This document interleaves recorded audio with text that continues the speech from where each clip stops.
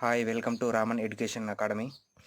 నిన్న మనం 11th నుంచి 20 వరకు క్వశ్చన్స్ చూడడం జరిగింది. ఆర్ఆర్బి ఎన్టీపీసీ ప్రీవియస్ క్వశ్చన్స్లో భాగంగా నిన్న మీకు ఎండింగ్లో 21th క్వశ్చన్ మరియు 22 క్వశ్చన్ మీకు చేయమని చెప్పి ఆన్సర్ ఇవ్వలేదు. ఈరోజు ఆ ఆన్సర్ చూద్దాం. పరీక్షా మార్కుల్లో రాణికి పైనుంచి 9వ ర్యాంకు. ఒక పరీక్షా మార్కుల్లో రాణికి పైనుంచి 9వ ర్యాంకు, రవికి కింది నుంచి 19వ ర్యాంకు లభించాయి. రవి రాణిల మధ్య ఒకే ర్యాంకు తేడా ఉన్నట్లయితే క్లాసు రూమ్లోని మొత్తం విద్యార్థుల సంఖ్య ఎంత? ఒకసారి చూడండి, ఇక్కడ పరీక్ష మార్కులో రాణికి పైనుంచెల్లి 9వ ర్యాంకు, రాణి పైనుంచెల్లి 9వ ర్యాంకు, రాణి పైనుంచి ఎన్నో ర్యాంకు 9వ ర్యాంకు. అలాగే రవి కింది నుంచి వెళ్ళి 19వ ర్యాంకు, రవి కింది నుంచి ఎన్నో ర్యాంకు 19వ ర్యాంకు. రవి రాణిల మధ్య ఒకే ర్యాంకు తేడా ఉన్నట్లయితే వీరిద్దరి మధ్య ఎంత తేడా ఉన్నది? ఒకటే తేడా అన్నాడు. అయితే క్లాసు రూమ్లోని మొత్తం విద్యార్థుల సంఖ్య ఎంత అంటే ఈ 9 + 1 + 19 మొత్తం విద్యార్థుల సంఖ్య. రాణి 9వ ర్యాంకు, మధ్యలో ఉన్న తేడా 1, రవి యొక్క ర్యాంకు 19 = 1 + 19 20, 20 + 9 29. Answer is 29. అలాగే ఇంకొక క్వశ్చన్ కూడా మీకు ఇవ్వడం జరిగింది. ఒక కోడ్ భాషలో CARPETను BZQODSగా వ్రాస్తే POCKETను ఆ కోడ్ భాషలో ఏ విధంగా వ్రాస్తారు? ఒకసారి చూడండి, ఇక్కడ మనం ఫస్ట్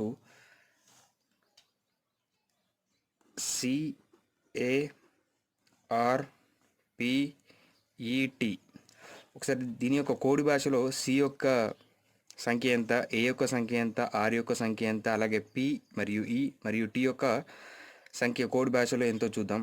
సి అంటే 3, సి అంటే ఎంత 3, ఏ 1, ఆర్ 18, టి అంటే 16, ఈ అంటే 5, టి అంటే 20. దీన్ని ఏ విధంగా రాశాడు? BZQODSగా రాశాడు. ఒకసారి దీని యొక్క కోడ్ భాషలో బి యొక్క సంఖ్య ఎంత 2, జెడ్ 26, అలాగే క్యూ 17, ఓ 15, డి 4, ఎస్ 19. ఒకసారి చూడండి, ఇక్కడ సి మరియు బి మధ్య సంబంధం ఎలా ఉంది? ఇక్కడ 3 ఉంది, ఇక్కడ 2, అంటే ఏం చేస్తే 2 వచ్చింది? -1. అలాగే ఏ -1 26, అలాగే ఆర్ -1 క్యూ, అలాగే పి -1 అంటే 15 ఓ అవుతుంది, అలాగే 5 -1 డి, అలాగే టీ -ఎస్ 20 -19, 20 -1 19 అంటే ఎస్. అంటే ఇందులో భాగంగా -1 చేస్తే ఈ విధంగా రావడం జరిగింది. ఇందులో సేమ్ కోడ్లో POCKETని కూడా అలానే చేస్తే ఏ విధంగా వస్తుందో ఒకసారి చూద్దాం. POCKET ఫస్ట్ కోడ్ భాషలో పి అంటే ఎంత 16, ఓ అంటే 15, సి అంటే 3, కే అంటే 11, ఈ 5, టీ 20. చూడండి, పీలకెళ్ళి ఒకటి 16లకెళ్ళి -1 చేస్తే 15, అలాగే 0 15లకెళ్ళి -1 చేస్తే 14, అలాగే సి 3 అంటే 3, 3లకెళ్ళి -1 చేస్తే 2, కే అంటే 11 -1 చేస్తే 10, అలాగే ఈ అంటే 5 -1 చేస్తే 4, అలాగే టీ అంటే 20 -1 చేస్తే 19. ఎందుకంటే ఈ యొక్క రూల్ ఉంది కాబట్టి దీన్ని కూడా అలానే చేస్తే ఆన్సర్ మనకు రావడం జరుగుతుంది. -1 -1 -1 -1 -1. ఇక్కడ 15 అంటే ఓ, 14 ఎన్, 2 అంటే బి, 10 జే, ఈ అంటే 4 అంటే డి, 19 అంటే ఎస్. మనకు ఆన్సర్ వచ్చేసి ONBJDS అనేది మనకు ఆన్సర్. నెక్స్ట్ కంటిన్యూగా 23rd క్వశ్చన్.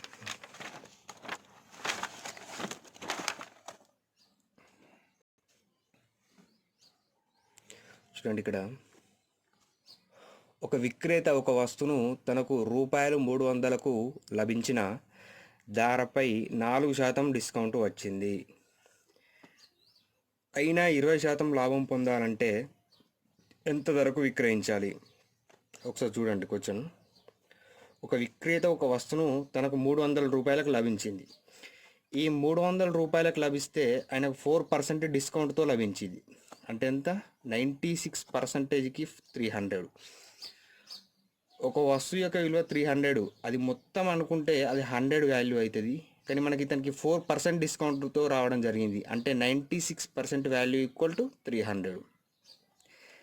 అయినా 20% లాభం పొందాలంటే ఎంత ధరకు విక్రయించాలి? 20% లాభం పొందాలంటే ఎంత ధరకు విక్రయించాలి అనేది క్వశ్చన్. ఇక్కడ 120 ఇంటూ 300 ఇంటూ 300 బై 96. నెక్స్ట్ ఒకసారి చూడండి. 3 ముళ్ళ 9, 3 రెంట్ల 6, 3 40. అలాగే 2 ఎక్కం లేకపోతే 4తోని 432, 4 10 40. నెక్స్ట్ 2 5 10, 2 4. నెక్స్ట్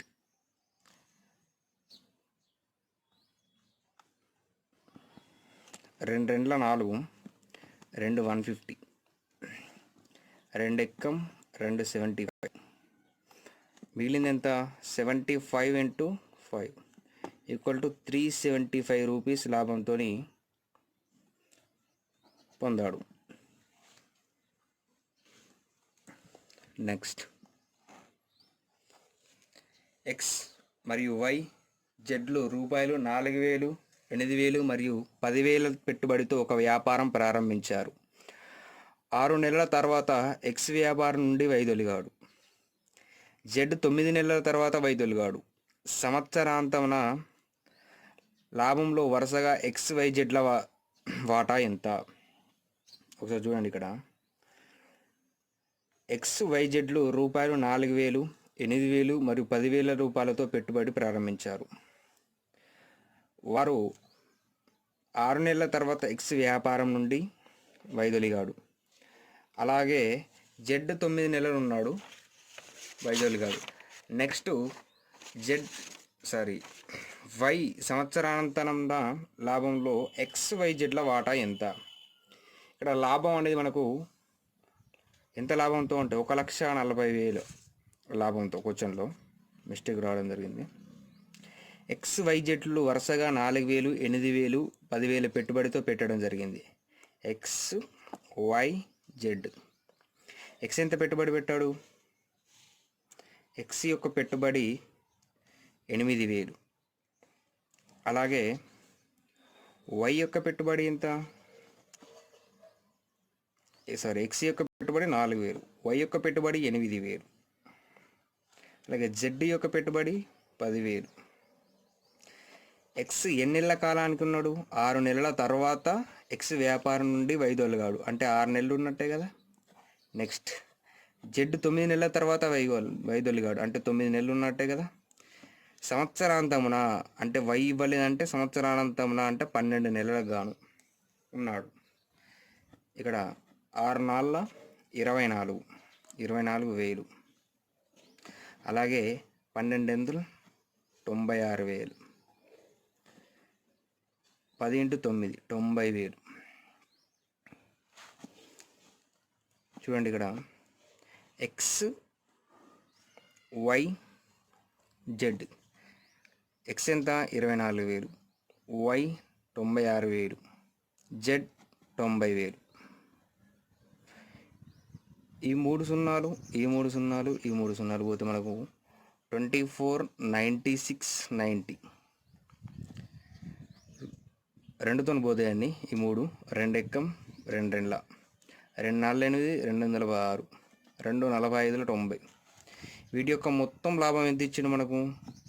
1,40,000 ఇచ్చిండు. మొత్తం లాభం అంటే 12 + 48 + 45 ఎంత? 105. దీని యొక్క 105 యొక్క లాభం ఎంత? మొత్తం 1,40,000. అయిన క్వశ్చన్లో లాభంలో వరుసగా ఎక్స్ యొక్క లాభం మరియు వై యొక్క లాభం మరియు జెడ్ యొక్క లాభంలో వాటా కనుక్కోమన్నాడు. మనకు ఫస్ట్ 12 యొక్క వాటా అంటే ఎక్స్ యొక్క వాటా చూద్దాం. 12 ఎంత? 12 ఇంటూ 1,40,000 బై 105. చూడండి 5తో పోద్ది. 5 రెంట్ల 10, 5 ఎక్కం. 5 రెంట్ల 10 540. 3 సున్నాలకు 3 సున్నాలు. 2 ఎక్కం 2 సారీ 3తో పోద్ది. 3 ఎల్లు 21.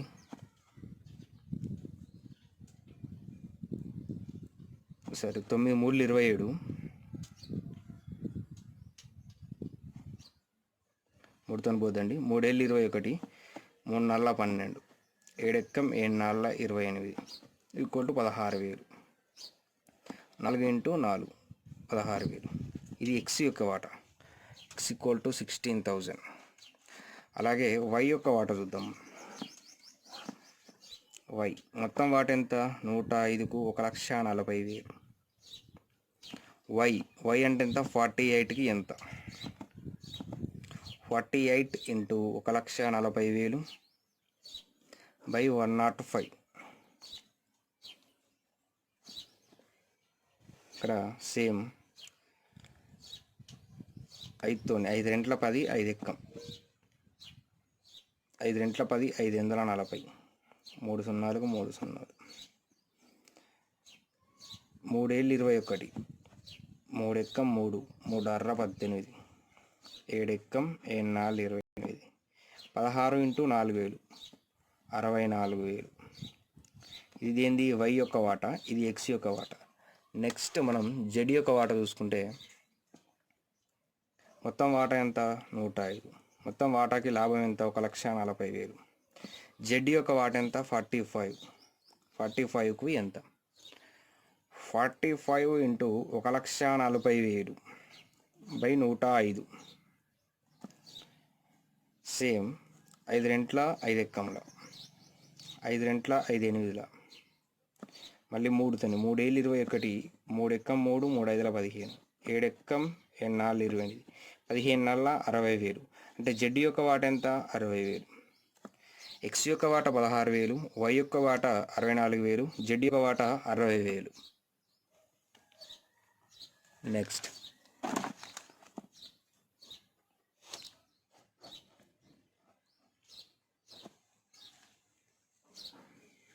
Next question. ఎక్స్ ఒక పనిని 25 రోజుల్లో చేస్తాడు. వై దానిని 20 రోజుల్లో చేయగలడు. వారిద్దరూ కలిసి 5 రోజులు పని చేశారు. అప్పుడు ఎక్స్ వైదొలగగా మిగతా పనిని వై ఎన్ని రోజులలో పూర్తి చేయగలడు? చూడండి, ఇక్కడ ఎక్స్ యొక్క పనిని 25 రోజులు మరియు వై దానిని 20 రోజులలో చేయగలడు. వారిద్దరూ కలిసి చూడండి, ఎక్స్ ఒక పనిని 25 రోజుల్లో చేయగలడు. అంటే ఎక్స్ ఒక రోజులో చేసే పని ఎంత? 1/25. అలాగే వై దానిని 20 రోజుల్లో చేయగలడు. ఒక రోజులో చేసే పని 1/20. 25 20ల కాసాగు మనకు 100 వస్తుంది. 25 అనేది 100 4తోని పోతుంది. ఆ 4 ఇంటూ 1 4 ప్లస్ 20 అనేది 100ను 5తో భాగించబడుతుంది. 5 ఇంటూ 1 5. 4 + 5 9/100. చూడండి, ఇక్కడ వారిద్దరూ కలిసిన తర్వాత 5 రోజుల పని చేశారు. వారిద్దరూ కలిసి ఎన్ని రోజుల పని చేశారు? 5 రోజుల పని చేశారు. 5 ఎక్కం 5 20ల 9/20. ఇక్కడ మొత్తం పని 20. చేసిన పని ఎంత? 9 రోజులు. మిగిలిన పని ఎంత ఉంటుంది? 11/20. మొత్తం పని 20, చేసిన పని 9 రోజులు, మిగతా పని ఎంత ఉంటుంది? 20 - 9 11 బై మొత్తం వర్క్. నెక్స్ట్ మిగతా పనిని వై ఎన్ని రోజుల్లో చేయగలడు? మిగతా పనిని ఫస్ట్ ఇక్కడ వై అనేది ఎన్ని రోజుల్లో చేస్తాడు? 20 రోజుల్లో చేస్తాడు. మొత్తం పని ఎంత? 20. వై అనేది మనకు 20 రోజుల్లో మొత్తం పని చేస్తాడు. అయినా మిగిలిన పని ఎంత? 11 ఇంటూ 20/20, 20 క్యాన్సల్ అయితే 11 డేస్లో చేయడం జరుగుతుంది.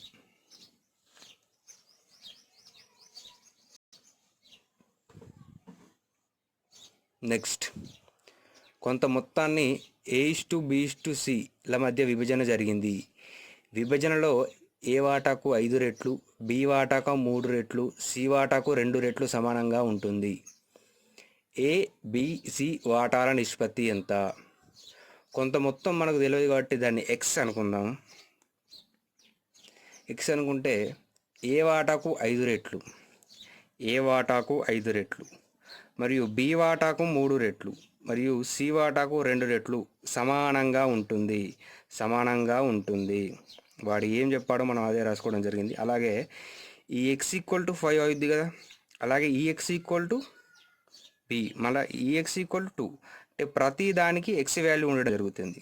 ఫస్ట్ x=5 తీసుకుంటే ఇక్కడ ఏ ఇలానే ఉంచండి, ఈ 5 అయిపోతే బై అవుతుంది. అలాగే నెక్స్ట్ x=b3, ఈ బి ఇలానే ఉంచండి, ఈ 3 అనేది ఇటుపోతే x/3. అలాగే ఇక్కడ చూడండి x=2c, ఈ c లానే ఉంచండి, 2 ఇది తీసుకపోతే x/2 అవుతుంది. ఇక్కడ A=B=C వాటాల నిష్పత్తి అడగడం జరిగింది. A:B:C వాటాల నిష్పత్తి అడగడం జరిగింది. ఏ ఎంత? x/5, అలాగే b x/3, c x/2. ఓకేనా? 5, 3, 2ల కాసాగు చేయండి ఒకసారి. 5, 3, 2ల కాసాగు.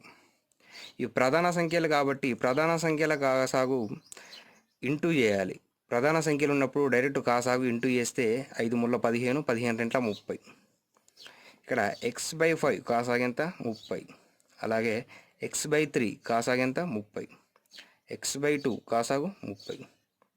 5 ఎక్కం 5 ఆరుల, 3 ఎక్కం 3 పదుల, 2 ఎక్కం 2 15ల.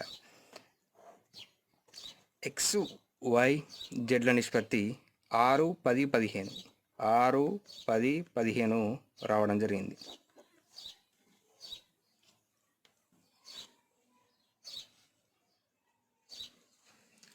నెక్స్ట్ క్వశ్చన్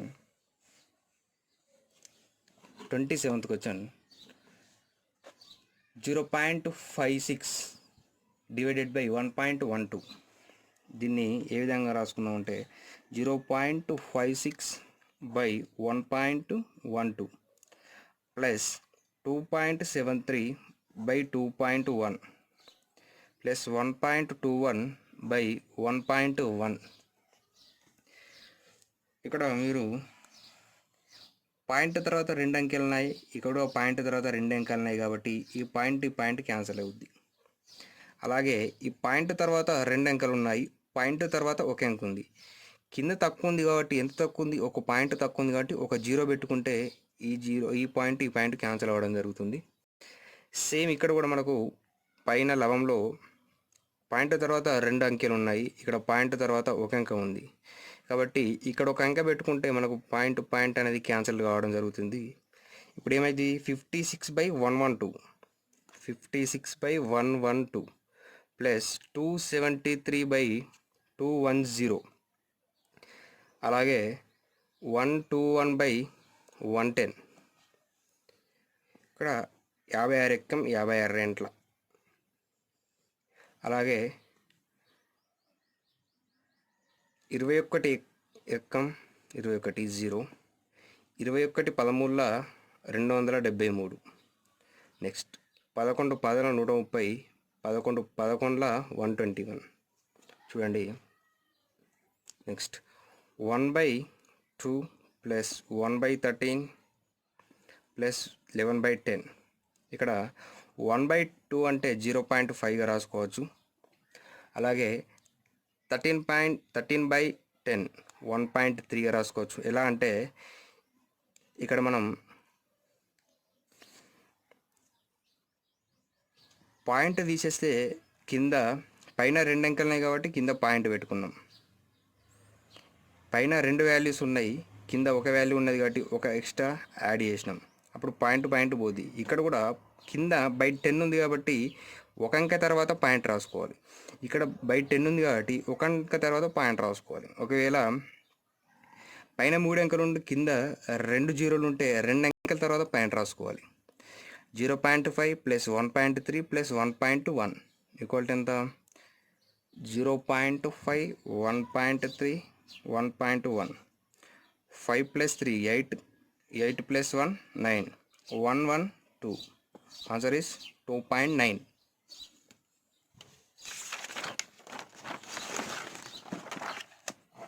next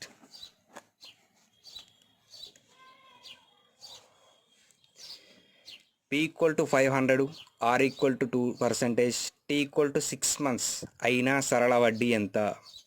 మనకు సరళ వడ్డీ ఫార్ములా వచ్చేసి ఐ, సరళ వడ్డీని ఐతో సూచించడం జరుగుతుంది. I equal to PTR by 100. I equal to PTR by 100. I equal to PTR by 100. ఇక్కడ పి అంటే తెలుసు మనకు 500. అలాగే టీ ఇక్కడ మంత్స్లో ఇచ్చాడు మనకు 6. మొత్తం సంవత్సరంలో ఎన్ని మంత్స్ ఉంటాయి? 12/12. ఒకవేళ ఇయర్స్లో ఇస్తే మాత్రం బై 12 వేసుకోవడం అవసరం లేదు. డైరెక్ట్ ఎన్ని సంవత్సరాలు ఇస్తే అన్ని సంవత్సరాలు వేసుకోవాలి. మనకు మంత్స్లో ఇచ్చాడు కావచ్చు, కాలం ఎప్పుడైనా సంవత్సరంలో ఉంటుంది.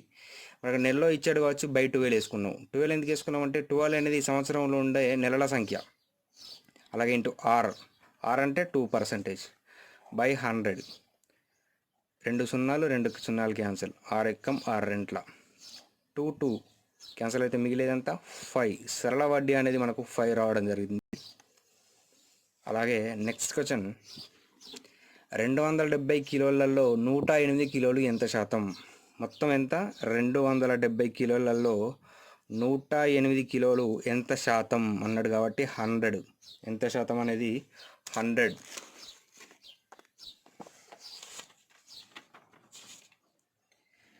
ఇక్కడ 9తో పోవడం జరుగుతుంది. 9 మూల 27 0. 9 ఎక్కం 9 9 రెంట్ల 18. 0 0 క్యాన్సిల్. 3 ఎక్కం 3 నల్ల equal to 4 into 10 equal to 40. అలాగే నెక్స్ట్, రాజా ఉత్తరంగా 25 కిలోమీటర్లు ప్రయాణించాడు. తర్వాత కుడివైపుకు తిరిగి 2 కిలోమీటర్లు, తర్వాత మళ్ళీ కుడివైపునకు తిరిగి మరో 25 కిలోమీటర్లు ప్రయాణించాడు. తిరిగి తాను బయలుదేరిన చోటుకి తిరిగి రావడానికి అతనికి ఎన్ని కిలోమీటర్ల ప్రయాణించవలసి ఉంటుంది? ఫస్ట్, రాజా ఉత్తరంగా 25 కిలోమీటర్లు ప్రయాణించాడు. ఇక్కడ ఉత్తరం ఇటు సైడు, తూర్పు, దక్షిణం, పడమర. ఇది బేస్ చేసుకు మనం రాజా ఉత్తరంగా 25 కిలోమీటర్లు ప్రయాణించాడు. రాజా ఇక్కడ ఉన్నాడు అనుకోండి, ఉత్తరంగా 25 కిలోమీటర్లు, ఉత్తరం పైకే కదా, ఇట్లా 25 కిలోమీటర్లు ప్రయాణించాడు. తర్వాత కుడివైపునకు తిరిగి ఇక్కడ నిల్చున్నాడు. అతనికి ఇక్కడ నిల్చున్న వ్యక్తికి కుడివైపు ఇటు రావడం జరుగుతుంది, ఎడమవైపు ఇటు ఉంటుంది. కుడివైపుకి ఎంత? 2 కిలోమీటర్లు ప్రయాణించాడు. నెక్స్ట్, ఈ వ్యక్తి ఇటు చూస్తున్నాడు కాబట్టి నెక్స్ట్ తర్వాత మళ్ళీ కుడివైపునకు తిరిగి 25 కిలోమీటర్లు ప్రయాణించాడు. అప్పుడు కుడివైపు ఎటు అవుతుంది? కిందికి అవుతుంది. సేమ్ 25 కిలోమీటర్లు ప్రయాణించాడు. 25 కిలోమీటర్లు ప్రయాణించాడు. తిరిగి తాను బయలుదేరిన చోటుకి తిరిగి రావడానికి అతనికి ఎన్ని కిలోమీటర్లు ప్రయాణించవలసింది? ఫస్ట్ ఇక్కడ స్టార్ట్ అయ్యిండు, ఇక్కడ ఎండ్ అయ్యిండు. వాడు ఏమడిగాడంటే ఎండ్ అయిన స్థానం నుంచి వెళ్ళి తిరిగి స్టార్ట్ చేసిన స్థానానికి పోవడానికి ఎన్ని కిలోమీటర్లు ప్రయాణించవలసి ఉంటుంది అని అడగడం జరిగింది. ఈ యొక్క స్పేస్ ఎన్ని కిలోమీటర్లు ఉంటుంది? మనకి ఇక్కడ ఈ స్పేస్ ఎంత ఉందో ఈ స్పేస్ కూడా అంతే ఉండడం జరుగుతుంది. అంటే అతను ఇంకా 2 కిలోమీటర్స్ ప్రయాణించడం వలసి ఉంటుంది. Thank you. రేపు పార్ట్ 3లో ఇంకొక 10 క్వశ్చన్స్ చూద్దాం. మొత్తం 100 క్వశ్చన్స్లో భాగంగా మనకు పార్ట్ 3లో 30 క్వశ్చన్స్ చూసాం. నెక్స్ట్ రేపు పార్ట్ 4లో భాగంగా ఇంకో 10 క్వశ్చన్స్ చూద్దాం. Thank you.